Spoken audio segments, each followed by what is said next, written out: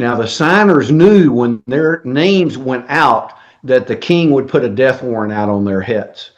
Mary Catherine Goddard did not have to reveal her name when she printed that document, but the courage to do so, recognizing her risk of life, to me is such a courageous move that we need to remember it, because she didn't have to do that.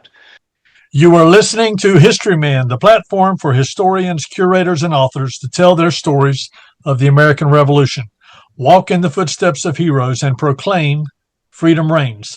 On today's episode, we are very fortunate and excited to have Richard V. Battle, the award-winning author of the AmeriCANS, Who Made America series. His new book, AmeriCANS, Who Made America the 20th Century, the American Century, has just been published and released. We are looking forward to talking to Richard about his books. But he wrote a book about Americans who made America, the 18th century, the birth of the Republic. So welcome, Richard. Well, Eric, thank you so much for having us. And it's always fun to talk about our founders and the gifts they gave us that we enjoy today. Richard, you've done a great job marketing. We talked briefly about that, marketing these books. Tell me a little bit about the turn of the phrase AmeriCANS. Well, about 4 years ago or so, I got sick and tired of listening to the media, our pop culture, some of our political leaders and others continuously disparaging the country and talking about how bad America was, and just looking at everything from a negative attitude, and how our kids and grandkids couldn't have futures as good as we've had them, and how the young people today think they have it worse than any other generation. And the inspiration came to me that what's really built our country over these 250 years is that AmeriCAN-do spirit. And that spirit was partly in us, but then was force multiplied, I believe, by the dual gifts of economic and political freedoms that our founders gave us in our Constitution and Declaration. And so I wrote, the first book was AmeriCANS, Who Made America, not AmeriCANS, a series of essays about how to and the leadership qualities of that AmeriCAN-do spirit. And then, and I'm going to cut the story short, all of a sudden the inspiration came about illustrating people. And so we've put 3 volumes out now, AmeriCANS, Who Made America the 18th, 19th, and 20th centuries. We illustrate over 120 people, over 1,000 quotes, 150 illustrations. And it's a book, those are books that are designed to help people embrace the AmeriCAN-do spirit and enrich their lives and inspire others. I think it's fantastic. I really do. In a time where information is being curtailed to only coming from certain sources, especially when we get into AI, I appreciate the fact that you were going and illustrating these people in the proper way. So I think people need to refer back to these flawed individuals that came together and created a wonderful country, and our country is what it is. So thank you for that. How can people find your books? Well, our website is richardbattle.com, and all books there are signed, and we're happy to inscribe them when people have gifts. If someone will email me, richard@richardbattle.com. All 14 of our books are on Amazon, including most of them are in Kindle and audio versions as well. And I'd like to comment on what you just said about the flawed people. And yes, if we look at the first objective of the preamble of the Constitution, it says to form a more perfect union. And so our founders recognized they were imperfect. We're no more perfect than they were. And so it is a continuous process. I love Vince Lombardi's quote about his team. He said, "Gentlemen, we're going to pursue perfection, but perfection is impossible. But in pursuing perfection, we will gain excellence." And so that's, I think, the story of our country. So we get to choose, and I choose to highlight the positive aspects of these flawed people, not the negatives. Because if you just highlight the negatives, then you basically cancel them, and it's a discouragement for any positive growth and application. And so I'd rather encourage and inspire people to be positive than focus on the negatives. I know that on your website you have General Kane, John Dan Raising Kane, said your patriotic commitment strengthens our nation in countless ways by honoring their service, reinforcing the values they defend, and helping sustain the spirit that unites communities across America. And I think that is a perfect encapsulation of what you're doing, and I so appreciate it. Take us through this book that we're talking about, The Making of America. Take us through some of the, I don't want to say characters. These were real people. That's the difference between science fiction and reality. These were actually real people that made a difference in a real world, in a real country. For me, that is one of those things that is very affirming, that they are real people, much like you and me, and really made a difference. Starting with ideals, they weren't a mob. They actually thought through these processes. What exactly is the individual's role in government? What is the role of government in the individual? They thought through these things. So tell us a little bit about some of these heroes from that first book. Well, and I think you're so correct. And all we have to do is compare our revolution to the French Revolution, the differences in how they were executed. And our founders were brilliant. They went and read extensively and studied past civilizations, what worked and what didn't work. I think one of the great examples of that's the Connecticut Compromise that ended up having dual legislative chambers, one representation on population and two equal representation by states, so that the small and large states could be balanced, for example. So they were so brilliant in how they set this up. And it's interesting, the people who detract from our country today, just like in the French Revolution, they don't operate on ideas as much as they operate on emotions. And so that's something I think that's so important. I look at people for their unique application of the AmeriCAN spirit, because there's so many different ways that you can implement it. Not all of them are alike. So we talked about looking at Patrick Henry, for example, and he's such an interesting person. He was in the military a little bit, but he left the military because I think he figured out that he could better serve in the discussions and setting up the Constitution there in Virginia. He was the first governor of Virginia. He was a great orator. He was an inspiring leader for the people. So he took his individual God-given gifts and applied them in a different way than, say, George Washington did, or Henry Knox, or some of the other people. And it, as I tell people, it took everyone to win independence. It's taken everyone to get us to this point. It takes all of us today doing the things we do daily to continually contributing to better our country. Well, I think what you said there about he had certain talents that maybe other people did not have. He was positioned perfectly in this moment. Tell me what you like best about him. Well, I'm going to give you the one quote. We all know the end of it, but I think it's important to hear the entire quote that he gave in this fiery speech in 1775. He said, "Is life so dear or peace so sweet as to be purchased at the price of chains and slavery?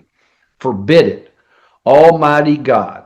I know not what course others take, but as for me, give me liberty or give me death."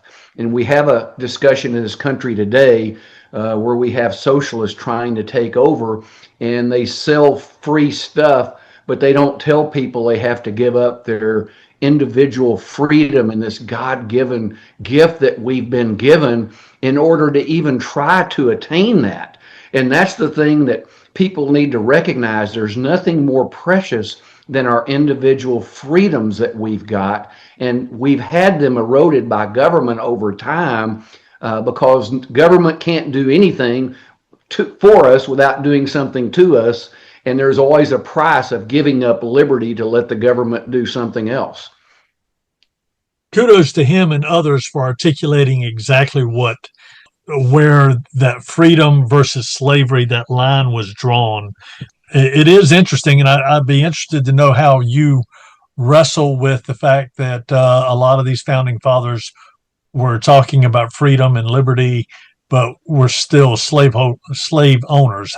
How do you rectify that? Well, and I get that question quite often, and I think it's a valid question. And I think what they did was they could have given up slavery, but if they would have done that, they would not have united in one independence.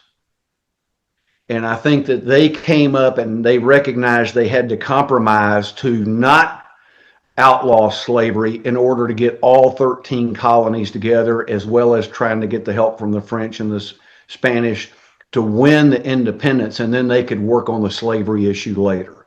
And I think that's, to me, is the simple way to look at it. Is it perfect? No. Did it help those enslaved at the time? No. But establishing the country was paramount to all issues at that time, and independence and freedom were the most important things first, so they could act on these things later. So you think they thought it was a long game? Well, absolutely, because they recognized there were people that abhorred slavery, but they recognized they couldn't push that to the detriment of independence at that time. And so they had to make a choice. Do they stand on that principle and lose the War of Independence, or do they compromise, win the War of Independence, and then come back later and try to make that change? And I think that's decisions that people come into in politics and business today of all types, maybe not that magnitude. Another big firebrand of that time, Patrick Henry certainly was one of us, so to speak. But tell me about Thomas Paine. How does he enter into all of this?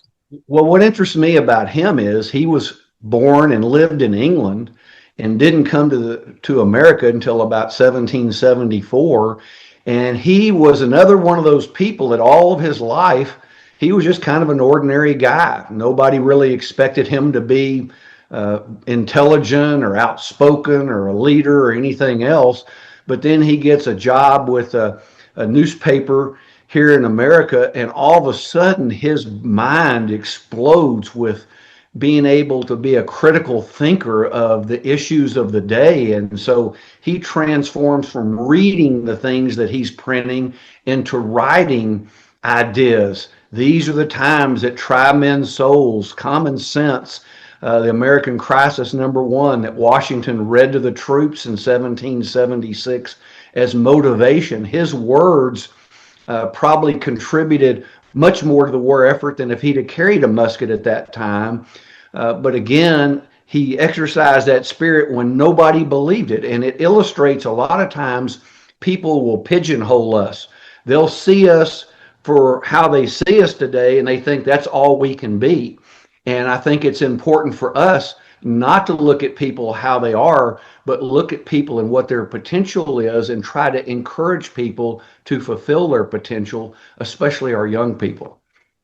Well, that's motivating right there. I'll tell you what, that's good stuff. So Thomas Paine and Edmund Burke, and I don't want to get into a big political discussion because that could take several episodes, if not a lifetime. But him and Edmund Burke kind of had this healthy debate back and forth, and Thomas Paine seemed to be very big on the freedom, very big on the liberty, and the human nature will dictate a lot of this from generation to generation. And Thomas Burke was like, there's a limit to some of this, and you're not just talking about the present generation, each generation as you go along. There's a responsibility to past generations and future generations that you have to keep in mind when you're talking about liberty and you're talking about freedom. So those type of debates are still going on today. But Thomas Paine was certainly influential, and it was tied to the publishing aspect, the printing aspect. Yes? Yes. And I want to go back. You said something extremely important. They believed, as people for thousands of years believed. Thucydides said 2,500 years ago, human nature is the one constant in history. It's always there. and they believe human nature would be the same tomorrow as it is today and was before. And when you believe that, we can take things like the Bible, the Constitution, Declaration, the wisdom of the ages, and we can use those to help our lives. Some of the problems we have today are we have people who believe human nature evolves. And so if you believe that, then none of the wisdom of the ages or the Constitution, none of that applies. And so to me, the first thing when I look at somebody, how do they believe about human nature? That tells me how they're going to believe about other things as well. And I believe human nature is proven to be constant. And that's a gift from God that enables us to learn from all those things in the past, as well as help those people in the future beyond our lives. Well, talk to me a little bit about having these ideas is one thing. Being able to communicate these ideas effectively is probably, in my mind, one of the great treasures of the Revolutionary War period, in that these people talked in conferences and committees, and then all of a sudden people up and down the eastern seaboard found out about what those discussions were, and they were able to do that because of the printing presses and the publishing houses that happened. One of those, Thomas Paine, certainly took advantage of that. And like you said, Washington read his pamphlet out to everyone. But there were a lot of pamphlets going on back and forth all across the colonies at that time. I know here in South Carolina, William Henry Drayton published a pamphlet on the rights of men, and that was and he was a big firebrand down here. But his ideas got to the public because of these printing houses. One of the big printing houses that you have talked about is the Goddards. Is that right? Yes, Mary Catherine Goddard, and I introduce her as the woman who signed the Declaration of Independence. And people cock their heads and say, I thought it was only 56 men that signed the Declaration of Independence. She is a woman who needs to be revered and appreciated, not just for other women, but for all Americans, because she grew up, her dad had a print shop in Baltimore, her brother worked there. She wasn't schooled in the regular fashion because she was a girl, but her mother taught her languages, sciences, all kinds of different things. You could say she was a homeschooled kid. So she went to work with her dad. He died. Her brother ran off, left her the printing press. She became the first postmistress in Baltimore. She printed a lot of these pamphlets. And the way she would put her signature on the pamphlets was printed by M.K. Goddard, because that way no one knew if it was a man or a woman, because they discriminated against women in business at that time. But she got the contract to print the first copy of the Declaration with the signers' names on it in January of 1777. And when she printed it, instead of putting on there printed by M.K. Goddard, she put on there printed Baltimore, Maryland by Mary Catherine Goddard. Now, the signers knew when their names went out that the king would put a death warrant out on their heads. Mary Catherine Goddard did not have to reveal her name when she printed that document, but the courage to do so, recognizing her risk of life, to me is such a courageous move that we need to remember it, because she didn't have to do that. And it's just unimaginable how much courage she had, and that shows how committed she was. And she had this quote about, what think ye of Congress now? That day evidence that Americans would rather die than live slaves. Fantastic quote. And it's another affirmation that it wasn't just the men. It wasn't just the wealthy men. It wasn't just the men that were in this fight. It was people from all walks of life, including the women, and who were in very pivotal spots in this engagement. Tell me a little bit about Dr. Joseph Warren. He's someone who gets shortchanged all the time because he was killed at Bunker Hill. But long before that, when the movement was rising from the late 1760s, before Bunker Hill in 1775, he was a leader in Boston. He and Samuel Adams were probably the two big leaders in Boston of the independence movement. And again, he was such a leader. He sent off Paul Revere and Dawes on April 18th, 1775 for their midnight rides, for example. He was letters of on the Committee of Correspondence in Boston. He was one of the big leaders for years and years and years. And what was amazing here, he was a doctor. When they had the Battle of Bunker Hill, he could have stayed in the back and treated the wounded, but he said he wanted to risk his life like the other people were doing. He didn't want any special favors because of being a doctor, and he went out, got in the front, led by example, and unfortunately was sacrificed at that point. And so he died. All these years he put into it, and he died before the Declaration of Independence was even written.